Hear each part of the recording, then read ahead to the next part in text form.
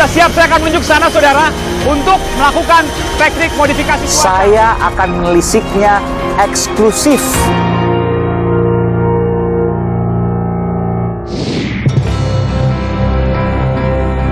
Kemah Presiden di titik nol seolah menunjukkan kepastian perpindahan.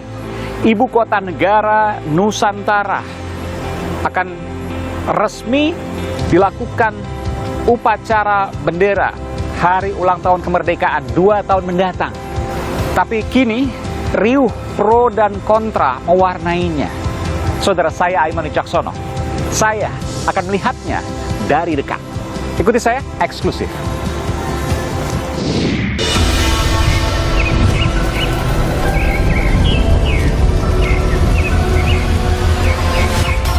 Mungkin 2023 akhir atau 2024 itu sudah bisa pindah.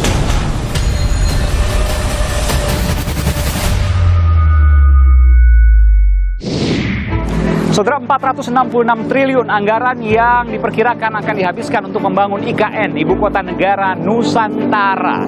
20% anggaran dari 466 triliun itu akan digunakan dari APBN, anggaran dan pendapatan belanja negara. Lalu sisanya, 80% akan dibagi-bagi. Pertama BUMN, lalu kemudian yang kedua pihak swasta atau investor dari luar, dan yang ketiga adalah kerjasama pemerintah dan badan usaha. Dan kita mendengar bahwa ada satu investor besar, yakni SoftBank, yang mengundurkan diri, namun ini masih dalam tahap awal. Kita akan lihat nanti bagaimana ke depan. Saya kira investor dan kita ataupun siapa saja di dalam dunia swasta itu biasa ya. Adanya satu pembicaraan dengan calon investor, dengan mitra, kemudian di tengah jalan nanti ketemu atau tidak ketemu, deal atau no deal, atau deal yang berbeda begitu. Saya kok masih tetap optimis dengan Pak Doni berdua bahwa sebetulnya kalau kita melakukan structuring yang baik dari IKN ini, tentu investor itu akan datang dengan sendirinya. Ini menarik, terus cermati, saudara.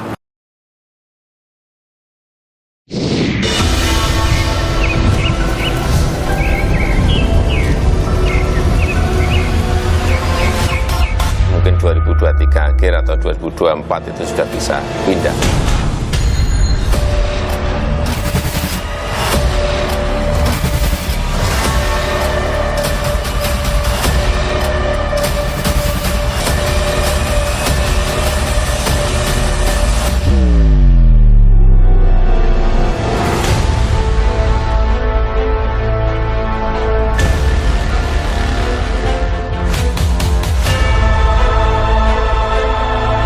Saya sampai hampir di titik nol Ibu Kota Negara. Dan saya akan ditemani nanti oleh Bupati Penajam Pasir Utara, Bupati Hamdan. Ini panas, Pak, luar biasa, tapi pemandangannya indah ya. Langit biru ya, dengan sejumlah pohon akasia.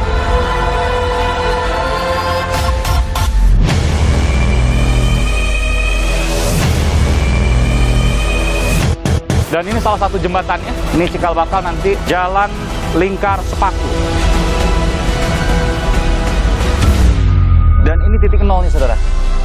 Ini adalah benchmarknya. Nah, Iya. inilah semua nanti akan ditarik ketinggiannya berapa. Nanti yang tertinggi lokasinya itu adalah Istana Negara.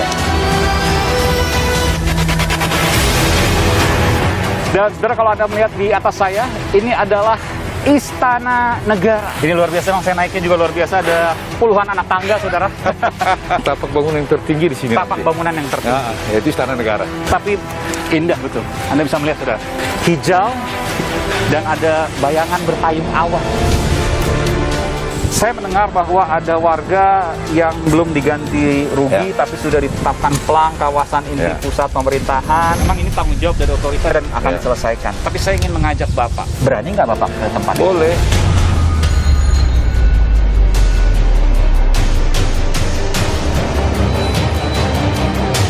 Saya masih berada, saudara, di kawasan inti pusat pemerintahan. Ini salah satu patoknya. Dan saudara, memang saya melihat ada yang janggal di sini. Berada di belakang pelang ini adalah rumah-rumah ini, saudara. Anda bisa melihat ini. Saya akan coba mempertemukan dengan Pak Bupati Penajam Pasir Utara.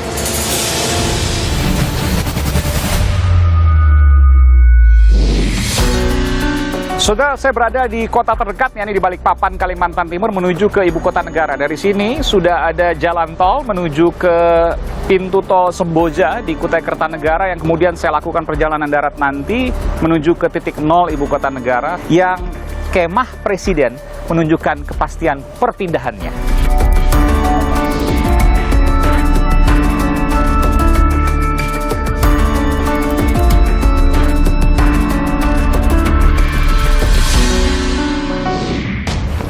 Saudara, saya berada di depan pintu tol Semboja setelah kurang lebih sekitar 30 menit dari perjalanan masuk ke pintu tol di Balikpapan, dan ini merupakan pintu tol keluar terdekat untuk menuju ke titik nol, termasuk ke KIPP, kawasan inti pusat pemerintahan di ibu kota negara yang baru. Ikuti saya, saudara, saya akan mengupasnya terkait dengan ibu kota negara Nusantara.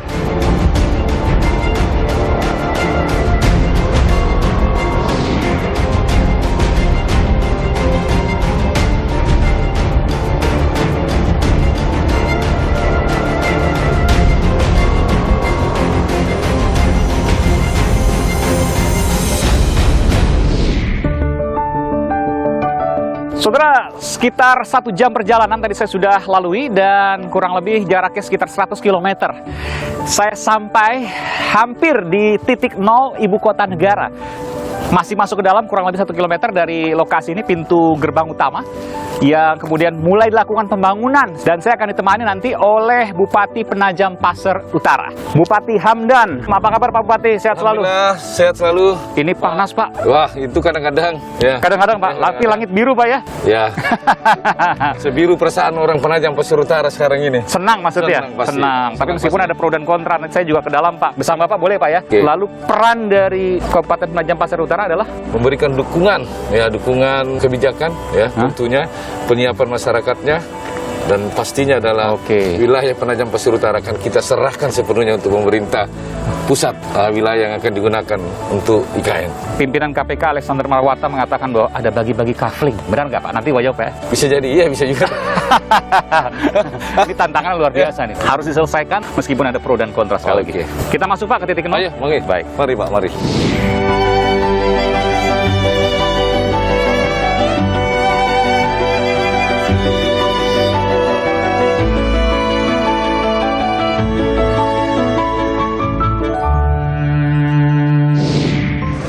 Dan saudara, kalau Anda bisa melihat di belakang saya itulah tulisan titik nol. Itulah kemudian yang ditetapkan sebagai titik nol. Titik nol ini merupakan titik penghitungan. Ini berada 80 meter di atas permukaan laut.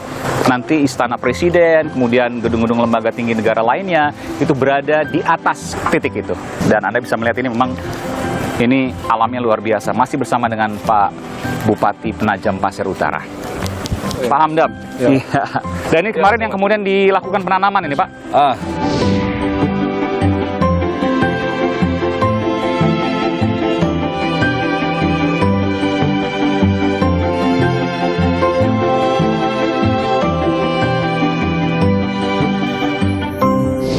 Boleh kita langsung Pak? Boleh, ayo. Kita akan langsung lihat saudara. Pak Bupati juga sempat kesini waktu itu? Ya, kemarin Gubernur seluruh Indonesia. Oke. Masing-masing punya pohonnya nih. Coba kita lihat. Kita lihat boleh Pak? Situ Pak? Boleh, boleh, boleh. Oke, kita lihat dulu ya.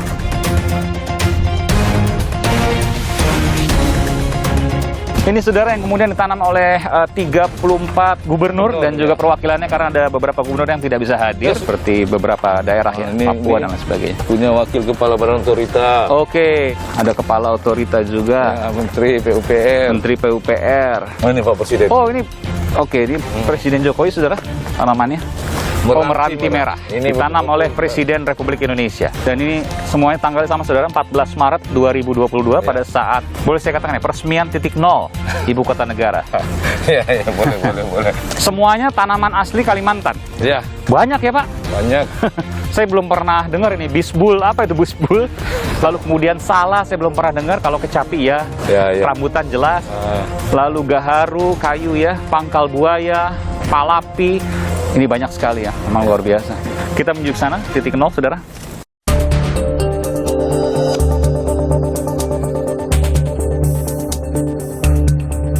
Oh ini titik nol nih ya. Geodesi namanya, titik geodesi. Jadi nanti di sinilah diambil koordinatnya, misalnya membangun kantor DPR RI.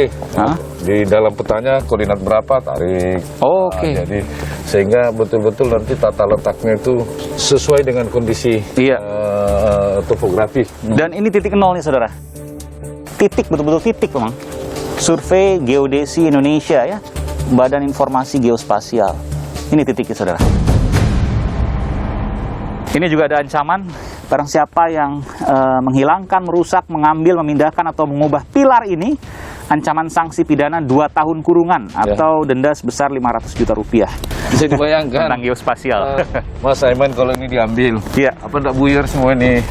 Semua dokumen-dokumen perencanaan yang sudah disusun, kalau ini sampai dipindahkan, dirusak. Pengukurannya beda semua. Ibarat kata ini adalah benchmarknya.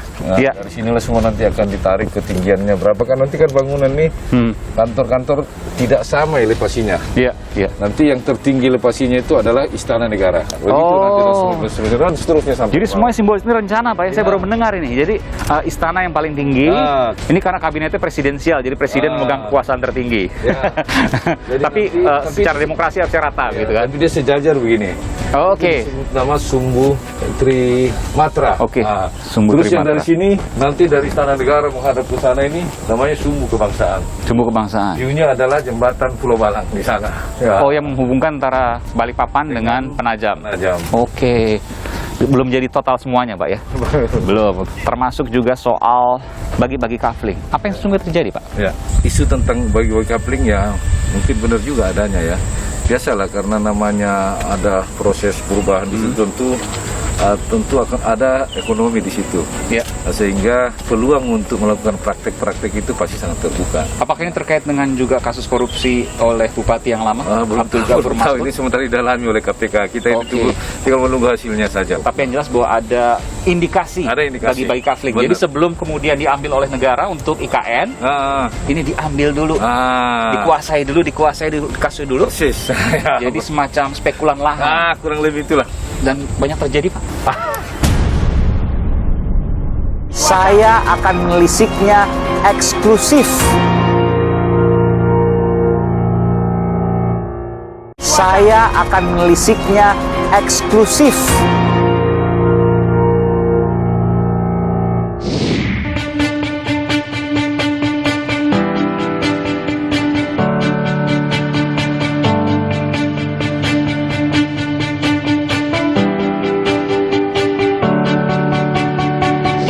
Ini titik nol, sementara akan dikawal oleh Bupati Penajam Pasir Utara.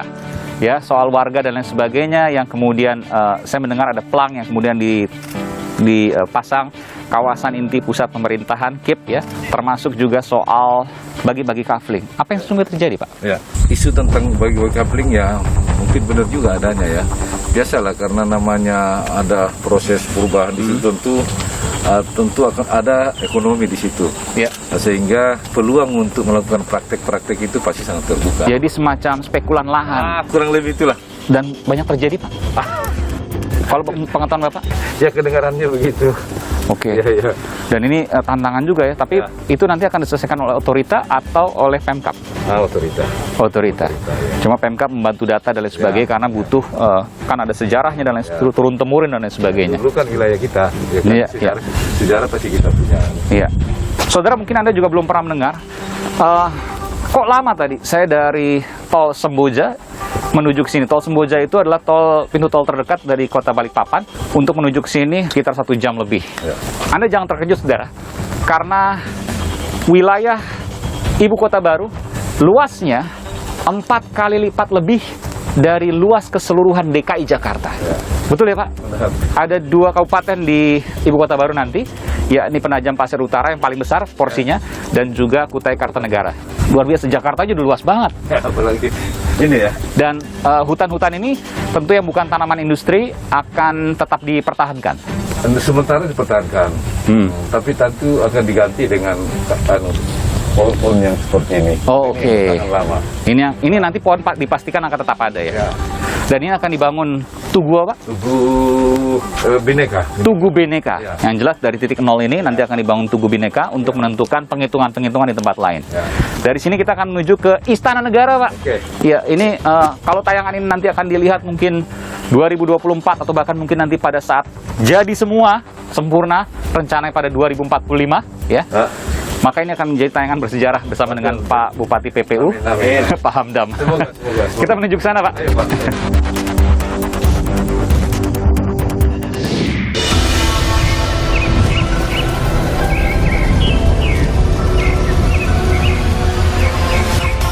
Mungkin 2023 akhir atau 2024 itu sudah bisa pindah.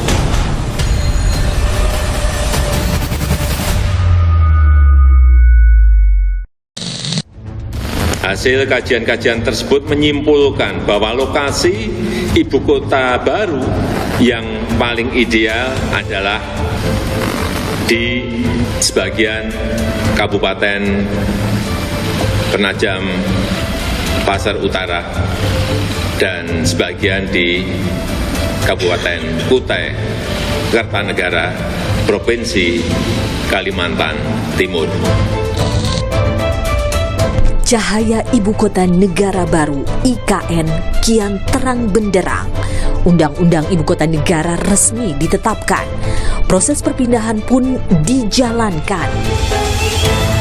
Sebagai tanda seriusnya pemindahan, Presiden Jokowi dan rombongan berkemah tepat di tempat yang akan menjadi Istana Presiden kelak, Ibu Kota Nusantara.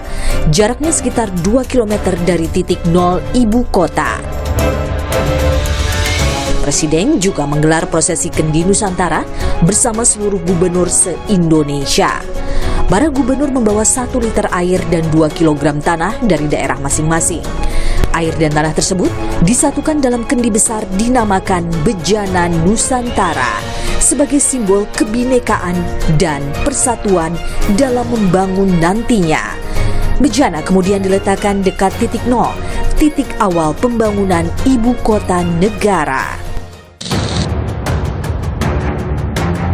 Proses perpindahan akan dilakukan dalam 2 tahun. Presiden Joko Widodo menargetkan Ibu Kota Negara dipindahkan sebelum 16 Agustus 2024. Rencananya Hari Kemerdekaan ke-79 Republik Indonesia akan dirayakan di Ibu Kota Baru. Sementara itu, pembangunannya akan berlangsung hingga tahun 2045, persis 100 tahun Indonesia merdeka. Ya ini kan baru dimulai, ada namanya rencana, ya, ada beberapa menteri yang menyampaikan untuk nanti di 2024 17 Agustus dilakukan di sini. Ya kita lihat nantinya seperti apa. Kalau memang istana dan beberapa kementerian sudah jadi atau mungkin fasilitas yang lain-lainnya sudah jadi, ya bisa saja. Tapi nantilah kita putuskan setelah kelihatan. Progres. Fase pertama pemindahan Ibu Kota Negara dimulai dari kelengkapan pemerintahan pusat. Infrastruktur utama pun dibangun hingga 2024, semisal Istana Kepresidenan, gedung MPR, DPR, serta lembaga negara lain hingga perumahan di area utama kawasan Ibu Kota. Aparatur sipil negara (ASN) hingga TNI Polri dan seluruh anggota MPR akan pindah pada tahap awal ini.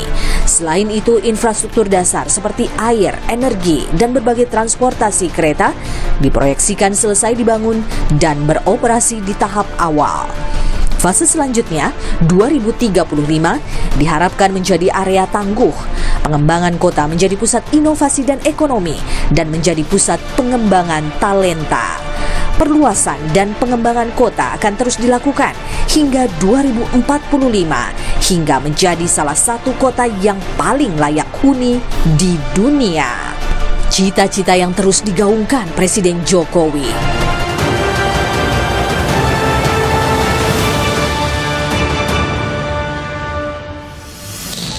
Pemindahan Ibu Kota Negara jelas merupakan proyek besar yang syarat modal yang pelaksanaannya dibagi dalam 5 tahap dalam kurun waktu 2022 hingga tahun 2045. Rentang waktu panjang ini diperlukan penyesuaian kebijakan fiskal dan kebijakan pendukung lainnya sehingga dapat berkelanjutan. Jalan pembangunan ibu kota negara memang telah benderang, meski belum tentu berjalan mulus, sebab undang-undangnya tengah digugat di Mahkamah Konstitusi. Prosedur pembuatan undang-undang itu tidak sesuai dengan Undang-Undang Nomor 12 Tahun 2011 tentang proses pembuatan undang-undang. Apanya yang tidak sesuai, misalnya tertutup, tidak transparan. Jadi kita nggak tahu naskah akademiknya itu nggak ada. Apapun yang terjadi saat ini, proses menuju kepindahan tetap dilakukan. Seperti apa? Aiman melihatnya langsung dari titik nol ibu kota negara yang belum pernah ditelusuri detail sebelumnya. Eksklusif.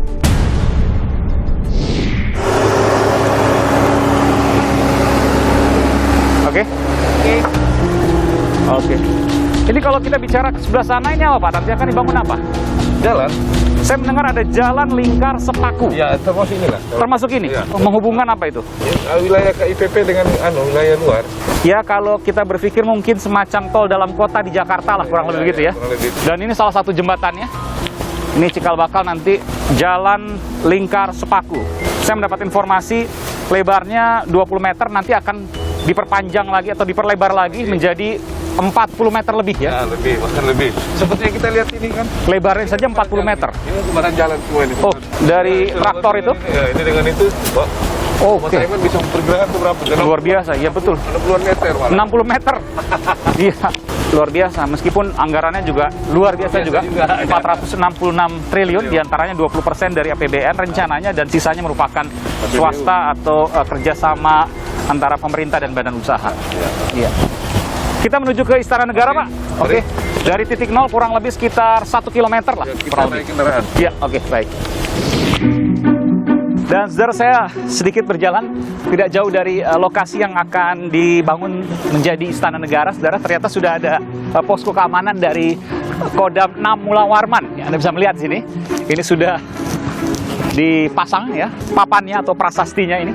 Dan ini sejumlah personil prajurit dari Kodam Mula Warman juga sudah ada tempat meskipun masih sementara, tapi cukup layak. Ada tiang bendera merah putih, lalu kemudian juga kamar dan lain sebagainya di sana.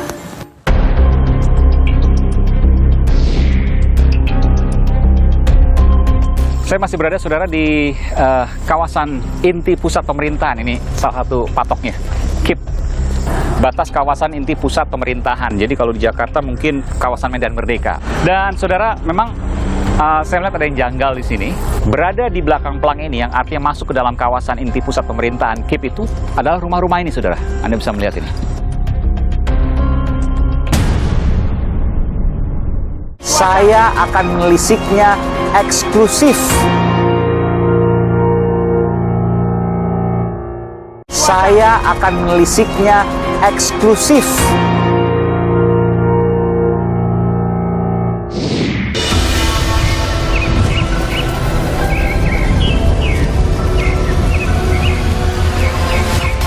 Mungkin 2023 akhir atau 2024 itu sudah bisa pindah.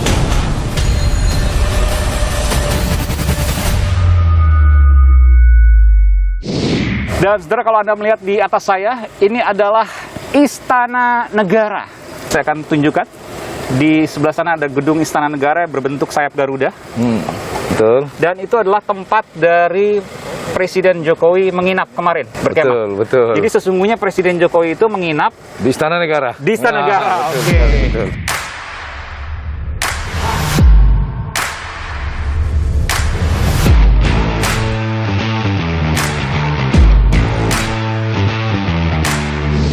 Kita menuju ke atas, saudara, kita akan menuju ke Istana Negara.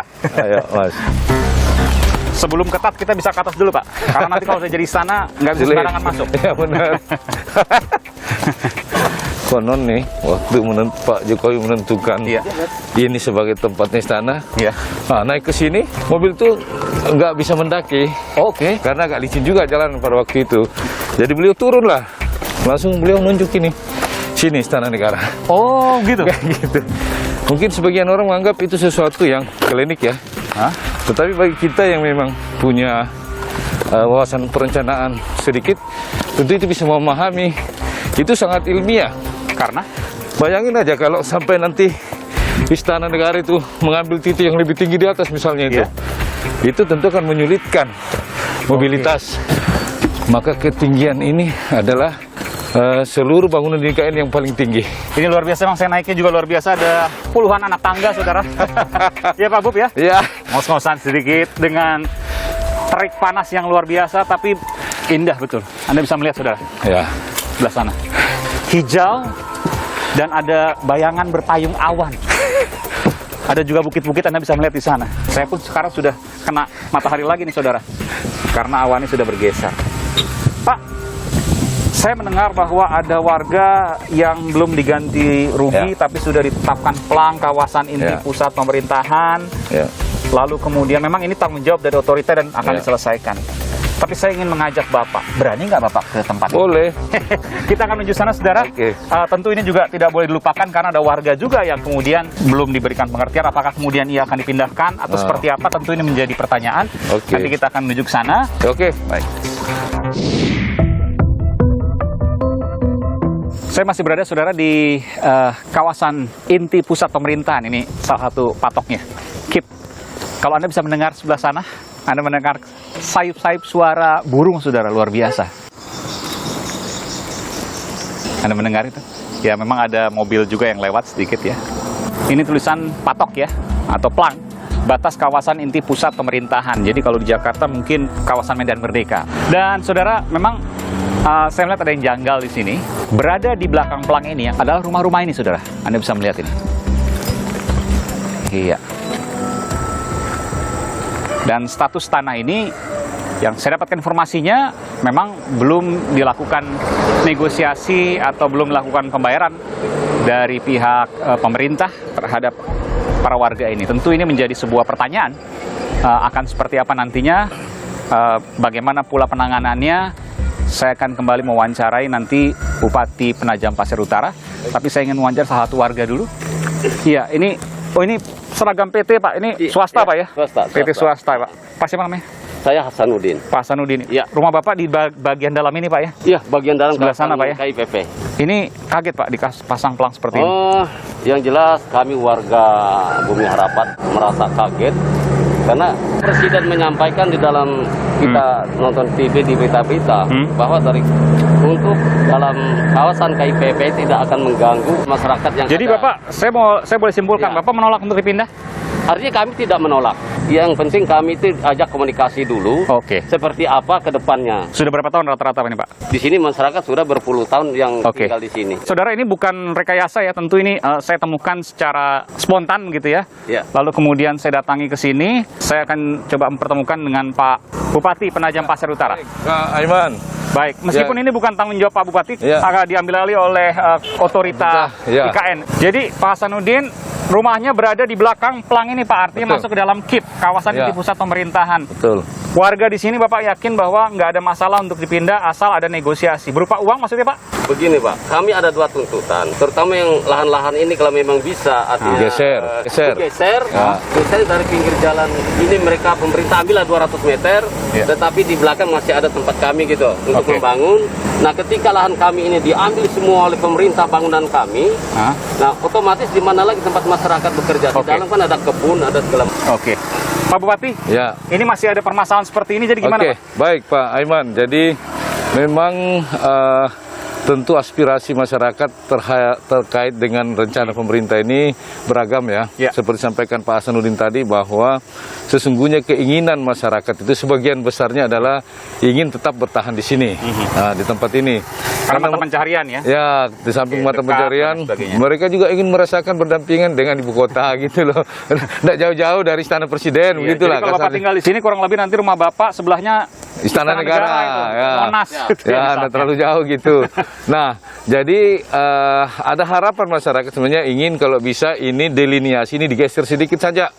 Misalnya kalau luasnya itu memang harus dipertahankan 6.500 ya, optimalkan yang hutan ini. Itu pilihan pertama. Pilihan pertama tetap di sini, Bapak lebih senang. Walaupun dibayar mahal juga nggak mau, Pak, tetap di sini aja. Kalau ada pilihan itu. Kalau ada pilihan kedua, pilihan Bapak masih tinggal di sini atau dibebaskan? Saya masih pilih tinggal di sini. Ya, kalau dikasih pilihan gitu loh. Berdampingan dengan ibu ibu kota. Jadi walaupun dibayar mahal, kalau bisa ada pilihan tetap tinggal di sini, tetap mau tinggal di sini. Tetap mau tinggal di sini. Oke. Mau jadi tetangga Pak Jokowi. Ya. Mata pencarian mayoritas kerja di mana, Pak? Kalau Bapak kan kebetulan kerja di perkebunan ya, swasta ini. Saya juga kerja di swasta dan juga saya Berkebun. juga. Iya, ada Kebun juga. Kebun sawit sama karet di sini. Iya, karet. Bahkan juga ada sebagian habis dari kebun mereka ke nelayan juga. Iya. Jadi kalau seandainya dipindahkan ke yang jauh, kebunnya harus tetap ada. Ya harus tetap ada. Kalau kebunnya habis di LC oleh pemerintah, udah diambil di mana lagi tempat Yang masyarakat hidup, tadi. ya betul. Dan semua itu akan difasilitasi oleh otorita dibantu dengan Pemkab. Insya Allah Pak, kita siap saja membuka komunikasi itu.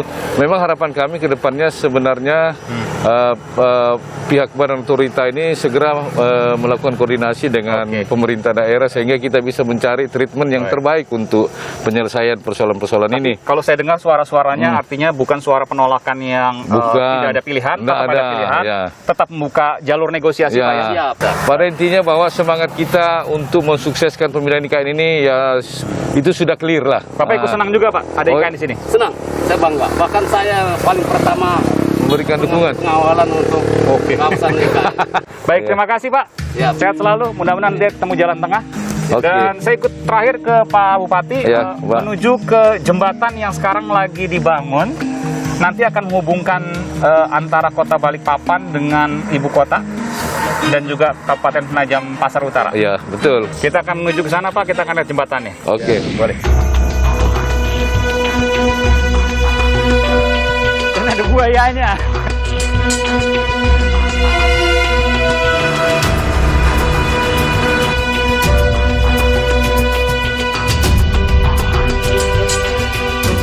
Saya akan menelisiknya eksklusif.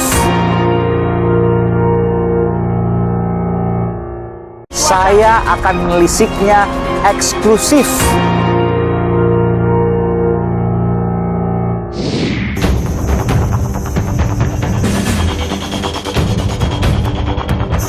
Dan saudara, saya akan menuju ke kota Balikpapan dan melihat bagaimana jembatan yang akan menghubungkan nanti antara Balikpapan menuju ke ibu kota baru yang saat ini sedikit lagi sudah tersambung. Tapi ketika saya ingin menyeberang, saya tergoda untuk memperlihatkan pada Anda ini. Jadi ini adalah muara dan ada buayanya. Benar-benar Forest City ini. Jadi ini adalah kota yang merupakan kota hutan alami dan harus dipertahankan karena ekosistemnya baik untuk alam. Begitu ya Pak Bupati ya.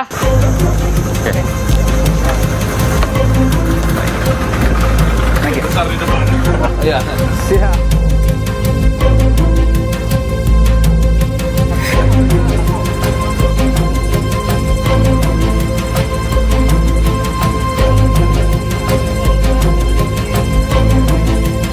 Dan saudara, ini adalah jembatan yang menghubungkan ibu kota negara, sebelah sana ibu kota negara Pak Betul. ya, menuju ke Balikpapan. Ini sudah jadi jembatannya, tinggal kemudian ada hutan industri yang kemudian harus dibebaskan di sana ya. Ya, bukan hutan lindung ya Pak? Bukan. Oke, kita ke atas melihat jembatannya Pak ya. Ini belum digunakan ini.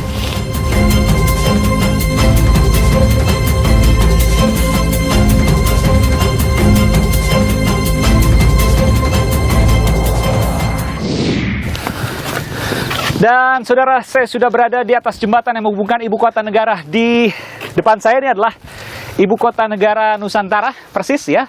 200 meter depan saya itu Anda lihat pohon-pohonan itu masih kawasan IKN. Dan di belakang saya adalah kota Balikpapan.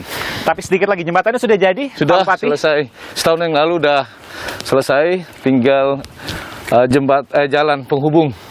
Kurang lebih 9 kilo ya? 9 kilo? 14 kilometer. 14 kilo karena masih alang-alang hutan, industri dan lain sebagainya di sana. Ya. Tapi ke ibu kota negaranya sudah bisa tembus ya? Sudah.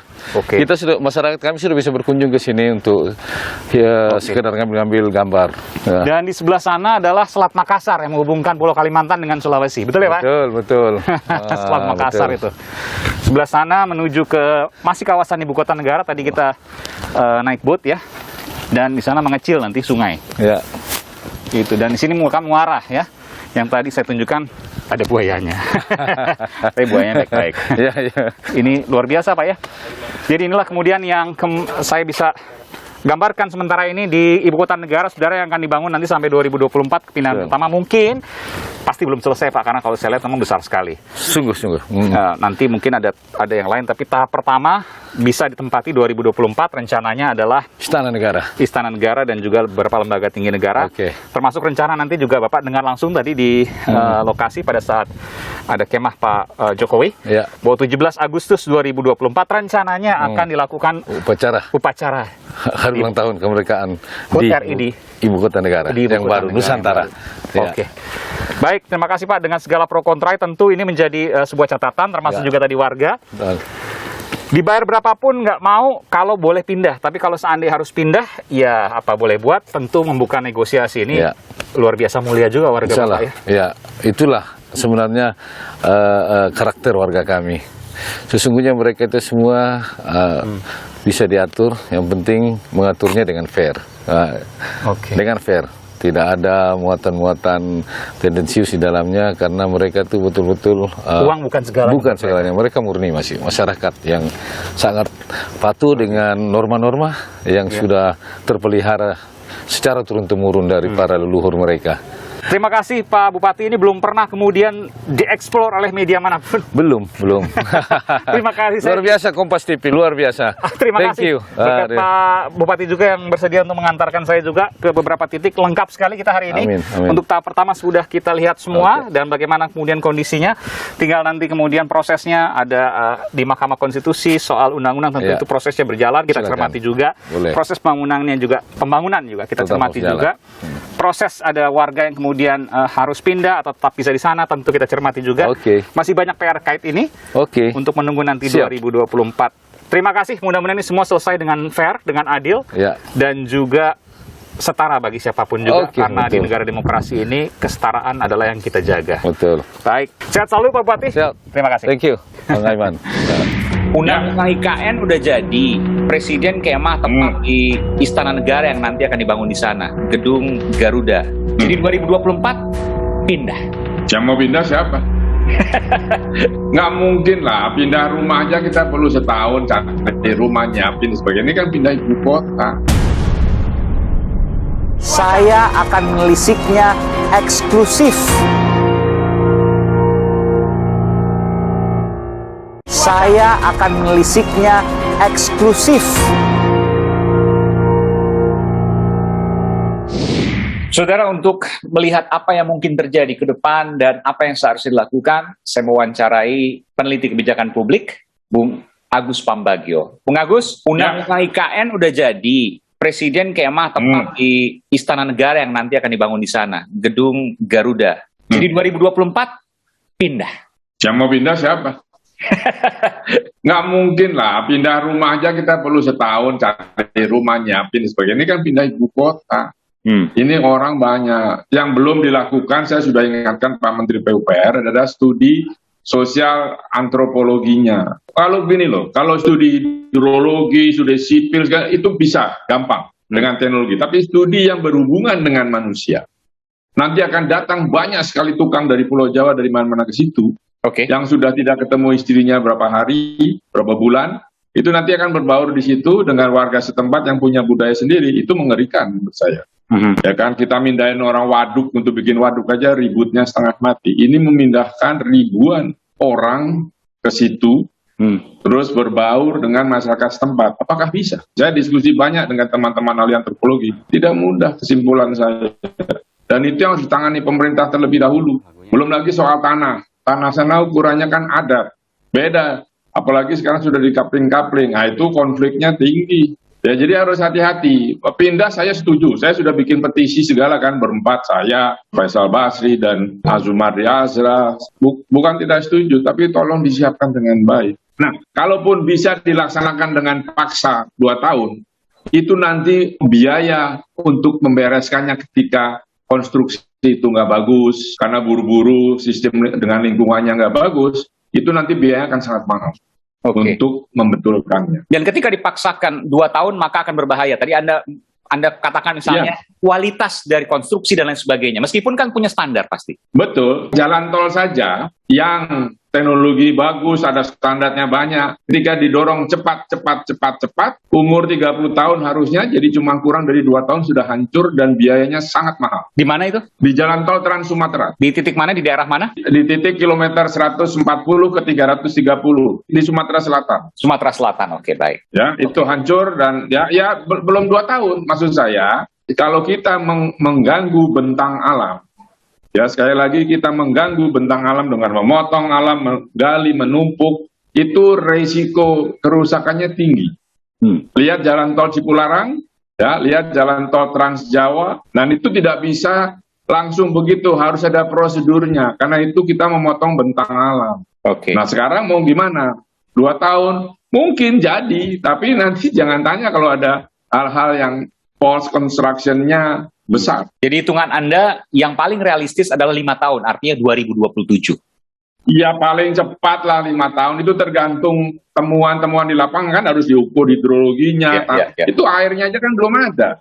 Termasuk aspek sosiologi. Bikin airnya dan sosiologi antropologinya harus jelas. Itu masyarakat di sana sudah bertahun-tahun di sana dan cara melihat sesuatu kepemilikan itu berbeda. Terus dicampur dengan cara modern, tidak mudah. Jadi optimismenya adalah optimisme 5 tahun, bukan optimisme 2 tahun. Dan bukan menolak, hanya harus berhati-hati karena bisa berbahaya di hari ke depan. Itu yang Anda katakan. Hati-hati. Please, tolong Pak Presiden, jangan cepat-cepat apapun alasannya. Terakhir, Mas Agus, soal investor yang mundur, SoftBank. Apa yang bisa Anda katakan dari sini? Begini loh, sering kan kita bilang, oh kita sudah dapat investasi dari komitmen dari asing. Kan itu masih MOU. Kalau MOU mah itu kayak kita mau nikah pacaran aja, nggak boleh bubar ya bubar. MOU, dan itu sering dipahami tidak saja oleh masyarakat, tapi pengambil keputusan sebagai sesuatu yang sudah pasti. Jadi SoftBank pergi itu buat saya biasa itu. Tapi bakal ada yang datang atau sulit? Ya bakal ada yang datang, tapi kan kita punya krisis minyak goreng, krisis daging, ini mau pemilu loh. Pemilu pilkada itu biasanya masalah impor komoditi itu menjadi biaya untuk pemilu. Maksudnya biaya untuk pemilu ininya, fee, komisi, dan lain sebagainya? Biaya politik di Indonesia ini kan sangat mahal. Maksudnya dibiarkan sengaja untuk impor begitu karena ada komisi di situ? Iyalah. Anda pura-pura nanya lagi, udah tahu.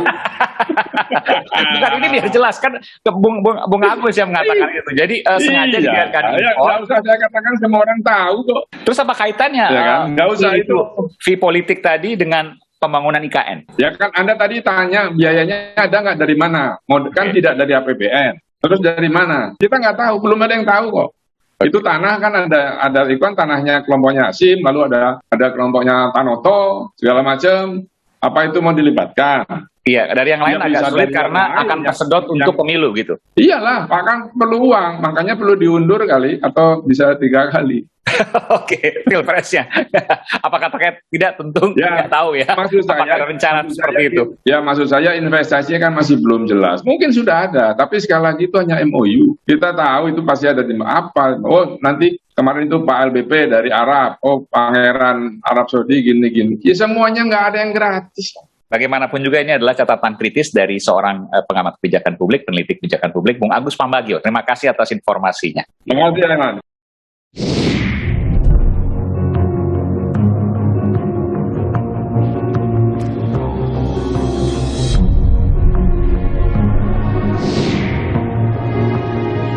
Saudara, kemah di titik nol ibu kota negara seolah menunjukkan kepastian perpindahan. Presiden Jokowi telah secara resmi menunjukkan posisi dari ibu kota negara yang baru di Kalimantan Timur. Lalu bagaimana ke depannya? Riuh pro dan kontra, mulai dari gugatan di Mahkamah Konstitusi hingga suara-suara yang kita dengar selama ini. Menarik untuk cermati bagaimana proses ini ke depan, termasuk akankah terjadi kepindahan di awal pada tahun 2024 dan nanti sepenuhnya pada 2045. Saya Aiman Caksono. Salam.